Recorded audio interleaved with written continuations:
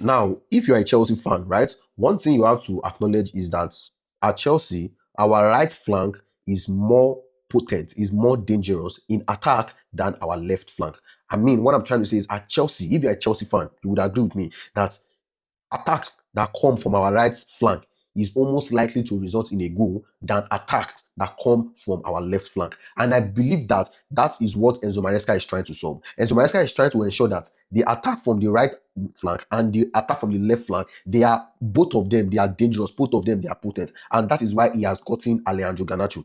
Now, for me, I believe Alejandro Garnacho, right, is Enzo Maresca's version of Martinelli, Gabriel Martinelli at Arsenal.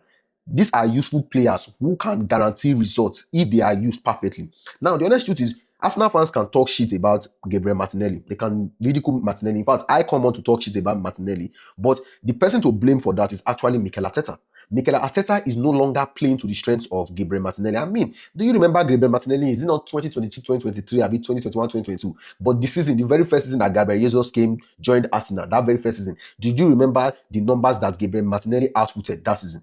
That was when Mikel Arteta was playing to the strength of Gabriel Martinelli.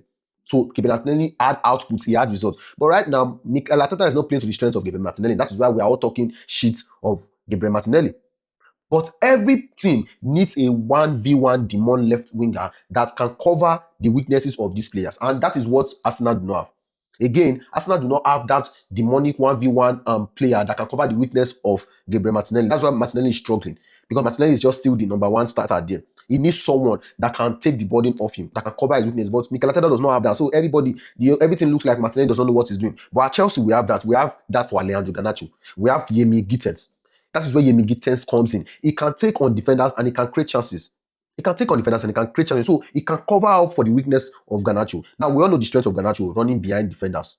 That is the strength. That is also the strength of Gabriel Martinelli. If you put this guy in 1v1, Garnacho in 1v1, Martinelli in 1v1, you are wasting your time. What you need to do is, when you have a transition opportunity, when you have a counter-attacking opportunity, send the ball behind the defense for them. They will use their speed to get the ball. That's the strength. So in that type of player, they don't work for all teams. They don't work for things like low block. So that is why you need people like Gittens. And Chelsea, we have Gittens because he's a 1v1 guy that can create chances. But Arsenal do not have that. Now, we also need to put a top left-hand side operator that would complete that Chelsea's left flank. Right? Now, finding that top left-hand side operator, that person that will be operating in that left half space, in that Chelsea's left flank, is what will now complete this attack that Enzo Maresca is building for Chelsea.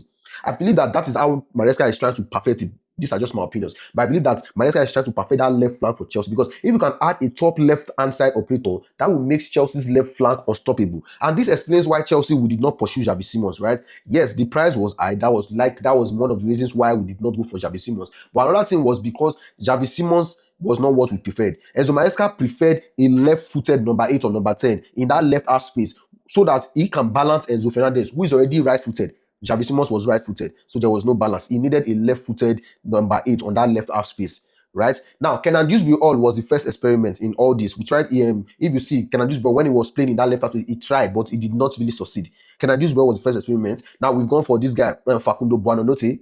He's on loan, and I believe he's the next experiment in that left half space. But in my opinion, I think Kendrick Pius is who they are looking at long term, and that is how Enzo Maresca is building a perfect left wing for Chelsea. And I believe that with time, it will actually work.